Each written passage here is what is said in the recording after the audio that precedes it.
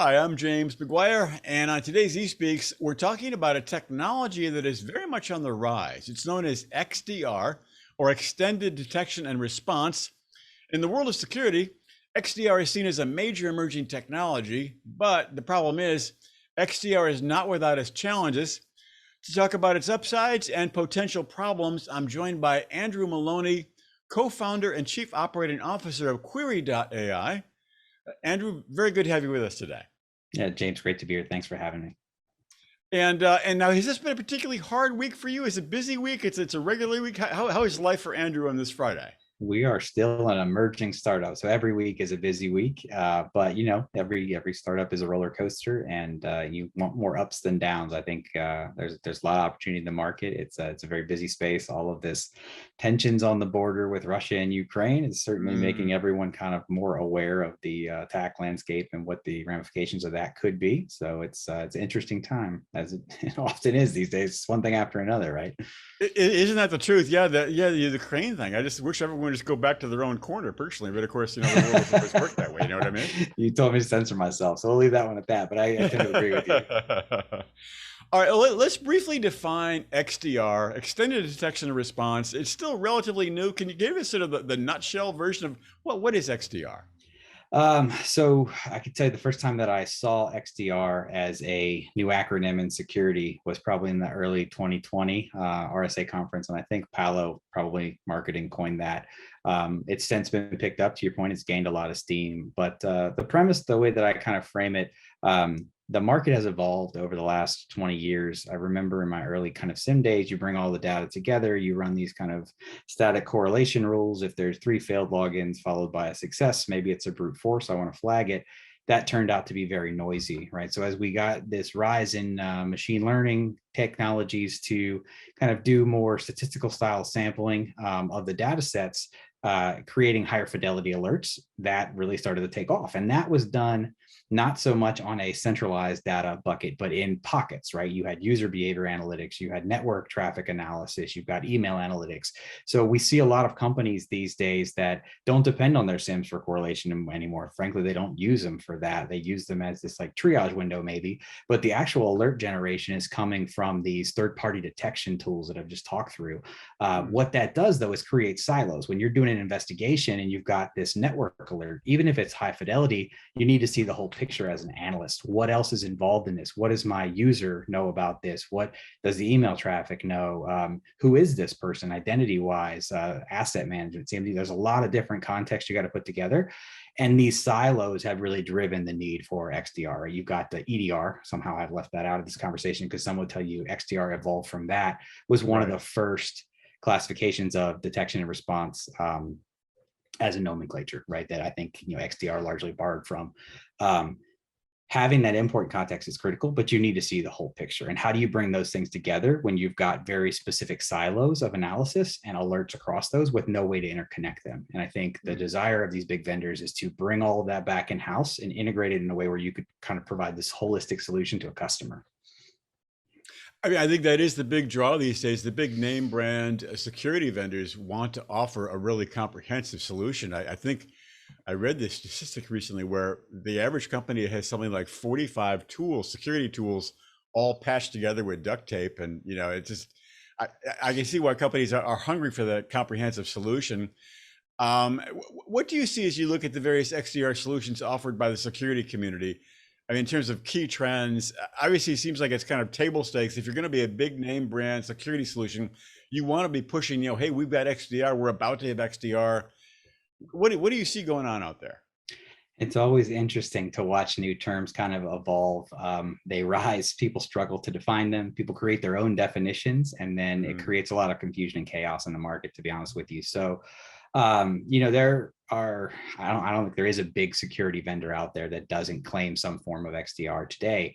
The interesting aspect of that is if you're Palo or Microsoft and I'm a CISO, I've probably got, to your point, the stats are always different every survey you read, but 20 to 40, 50, 75, whatever it is, tools in your environment, those are largely best of breed, right? You've got I'll throw out some vendors. I don't know if I should be doing that or not, but like Darktrace was an early player, early leader in the network traffic analysis space, and Exabeam is still a predominant player in the UBA market. Abnormal security is big in email. You've bought best of breed tech because you understand that they are the best at what they do in that environment. For me to say I'm going to throw away all the investments that I've made in those tools and go with Palo to provide me all of these capabilities puts a tremendous amount of trust back in that single vendor. And it's just highly unlikely, I think, in my opinion, for companies to go down that path. If you've been in security long enough, you've seen the McAfees and Semantics and these monolithic companies. HP, as an example, bought ArcSight, had Fortify and Tipping Point. They're trying to build this ecosystem of security solutions. IBM's done the same. And then those companies have largely broken apart now and kind of like diversified those portfolios because the industry wanted the best of each capability. And it's almost like history repeats itself to some extent. Examples of where I think this is going to be a challenge is Palo is good at a lot of things, right? They're great with network. They've bought some top SOAR tick capabilities. They've got their own kind of SIM Cortex they've built. But is their endpoint and understanding of operating systems as good as Microsoft, who has their own XDR tool? And then the vice versa of that, Microsoft has acquired some great companies. They've got some really good technology. They've got Azure Sentinel, which is really taking a lot of ground in the SIM space with all the cloud adoption.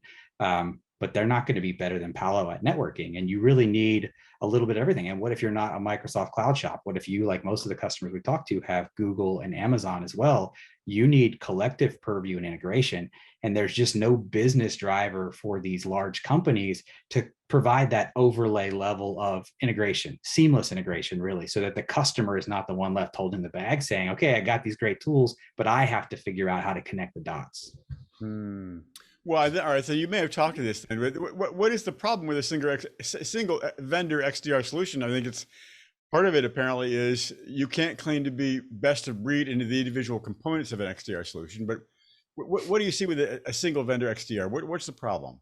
I think that the two things that come up are no one vendor is going to be the best at everything, right? It's just unrealistic to think that. The reason that startups, even like ours, have a chance to thrive is because we can innovate, we can do things more nimbly and adapt to market needs and be experts in specific niche areas that you could never get from a large vendor that's acquiring companies and trying to bolt these things together.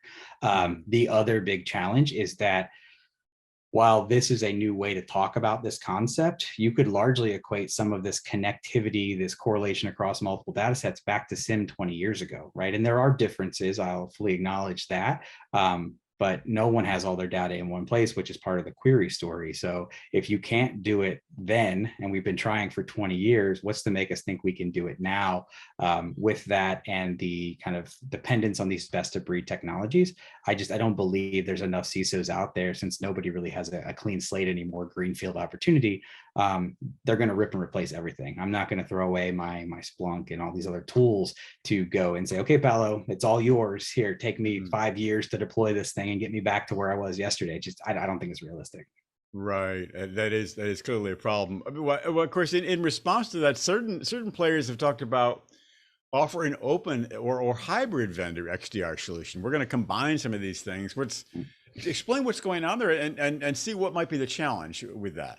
So I think the concept of XDR is strong, right? But I also think that there's a whole lot of similarities between that. And again, we've talked about what SIM set out to do and SIM with SOAR and some of these other things. So from an open hybrid perspective, it's about being able to leverage your best of breed tools and kind of connect these things together. The challenge with that is realistically to make a open or hybrid XDR model work, you need to add a service layer. And you're seeing a lot of companies who have adopted that mantra as well, right? So ReliaQuest is one of the leading vendors that I've seen in that space, where they have their own solution that they've built on top of these various different tools. And they, as a service to their customers, provide this integration layer. For a vendor to provide an open XDR solution without a service to a customer is, again, highly unrealistic, because what's their motivation to create these seamless integrations across all these different platforms, unless that is your business, this connectivity piece, right? So that's, again, one of the challenges. And I mean, maybe a selfish little plug here, but like Sure. our overlay connective tissue, the glue between these things. Like we don't want to be a detection tool. I don't want to be a SOAR. I don't want to be a ticketing platform. I want to help you connect the dots so that you can get a cohesive view across everything and understand that when you see this on your import, it has this reflection on your user behavior, and it may have come from a phishing email or some other attachment. Unless connectivity is your game, without even like query aside, if connectivity is your game, it makes sense. Otherwise, what's the business driver to go down that path?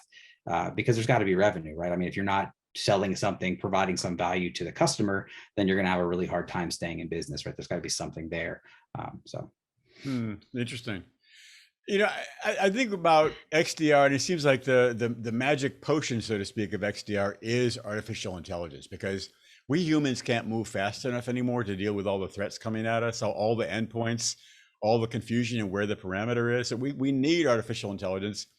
Am I correct in thinking that AI is really the core of XDR? Agree, disagree?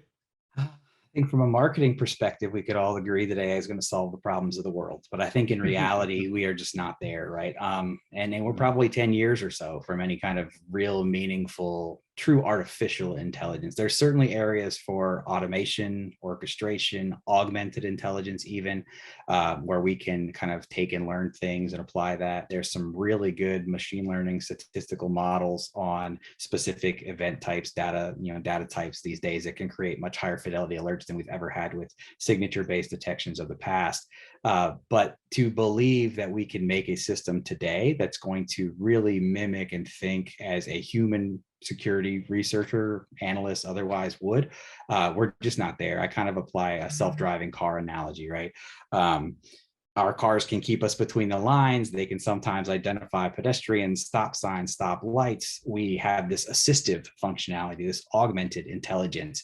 And I know that there is autopilot with things like Tesla and some of the newer vehicles, but those vehicles all still have steering wheels and brake pedals because we haven't really felt confident enough to give over control. And if you've seen some of the recent lawsuits for these companies, there's a lot of imperfections still, right? So we are nowhere near a true artificial intelligence capability that can make a big impact, but I do think we're moving towards it, and it is a good aspirational goal. It's just going to take some time, and honestly, we have to be able to kind of build in that. Let's observe, let's learn from those observations, let's recommend, right?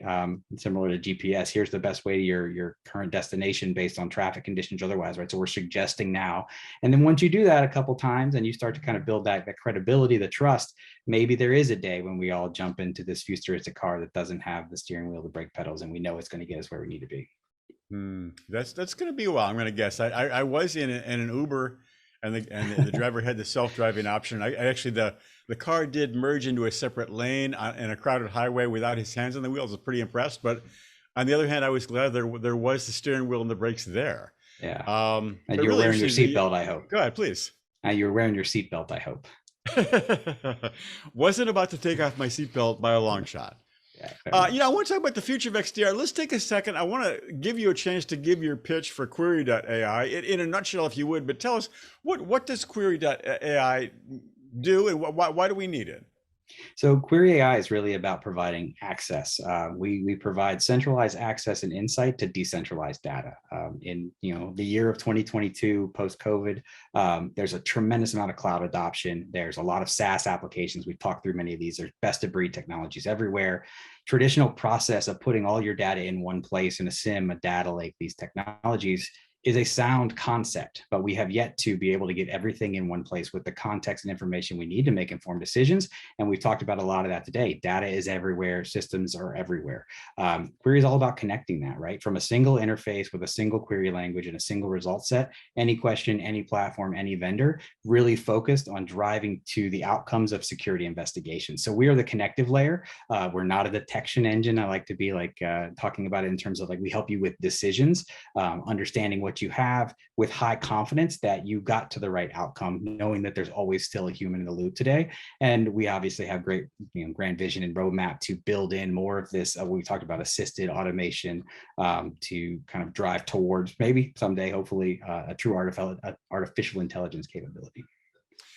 Well, it's fascinating that you made a really neat point a little while ago that I thought was so true, that no one actually sort of admits that we're pretty far away from having a really, really functional AI. I think a lot of vendors go, oh, it's AI, it'll solve everything. But in reality, it's way more in its infancy than than vendors admit.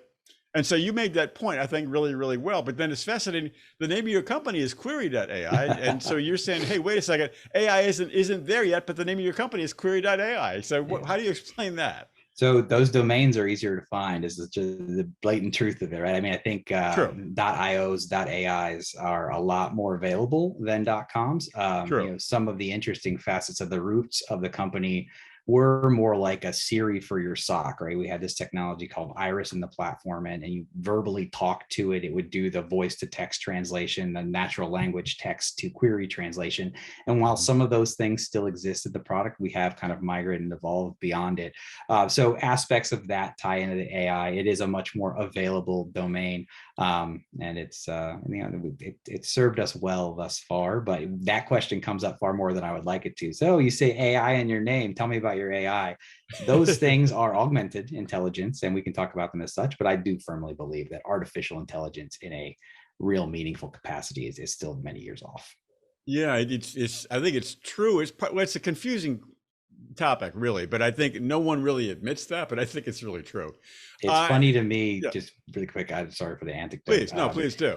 Starting about 2015, probably, we got into this security analytics was the terminology, and then that got overused in the market. So we switched to machine learning, and then machine learning was overused in the market. So we switched to AI. And it's just interesting to see how it evolves, not so much based on what the actual functionality is, but more of, well, somebody's already said that, let me try something new. It creates a lot of confusion, though. And I think, early on, many companies ago, we were going through this. It's like, okay, tell me how your AI is better than their AI. What does it really look like? And you're talking about statistical algorithms within a black box in many cases. So you can't really determine how it's making its own processing decisions and stuff. And people see through that pretty quickly. I try to get away from the buzzwords these days. Yeah, it is kind of an arms race, so to speak, in terms of the marketing terminology. Like, well, we have machine learning. We really have AI. Like, do you have AI? Well, no, we don't. Well, we've got to go where the vendor's got AI. We need AI. We're not even sure what it does. And it's really, you make a good point in terms of the buyers can't really kick the tires in terms of, can they really do an A/B comparison between one vendor's AI and another vendor's AI? Not really. No, they'd have no way. They have to kind of like read the marketing brochure, which is all very pretty. What it really means is a separate question.